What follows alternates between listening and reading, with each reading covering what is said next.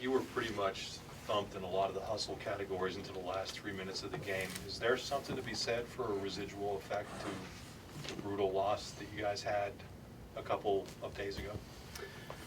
You know, I didn't think so. We gave them off Thursday. We went short on Friday. And, you know, I was, you know, that's on me. I have to do a good job of getting my team ready to play, ready to compete. You knew Rutgers was going to play. You know how they've been playing other than Iowa. They've been competing very hard, very well. Read a lot of his quotes, and they were going to play tough and physical basketball. We definitely didn't have the juice. We definitely didn't have the energy that you need to compete on a 40 minutes in the Big Ten. You can't show up the last 3 minutes and finally play with some energy and juice. Got to do a better job. Got to do a better job. You can't rely, you can't think about the past. It's like a reliever. You give up a home run, you know what? Next play, next game, next day, next practice. It's what's got to be. And we didn't have that today. And that's when your leaders need to step up. I need to step up as a head coach. Like, this is going to be a rock fight. This is going to be brutal. Tough game.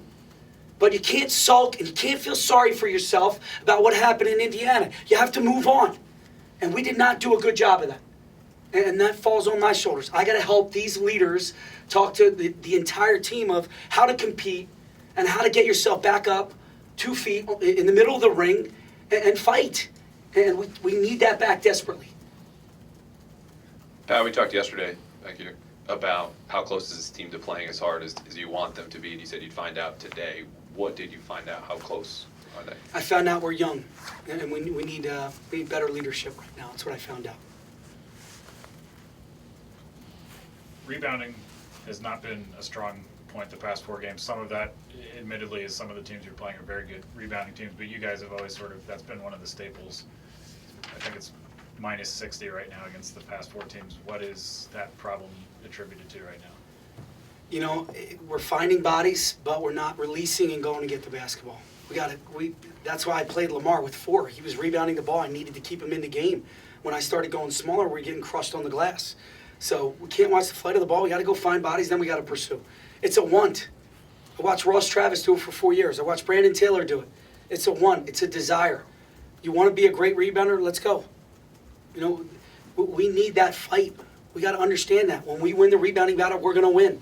Because that means we're getting out and we're getting easy ones. Give Rutgers credit. They played hard. Their half-court defense is very, very good. We knew that going in.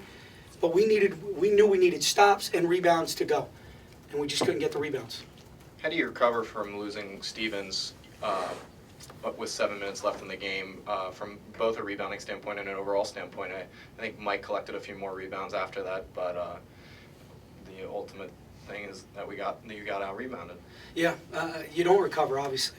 You know, and we're relying on a freshman. I think our older guys need to step up. They really do. They need to step up. They need to find bodies. They got to start rebounding at a much higher level because they're playing significant minutes.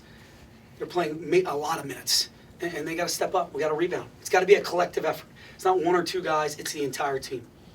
What was your take on just the defensive effort in general? It seemed like they hit some fairly tough shots. They did. Give them credit. Again, Pikes had them ready to go, and Corey Sanders, that was the best game I've seen him play all year, for sure.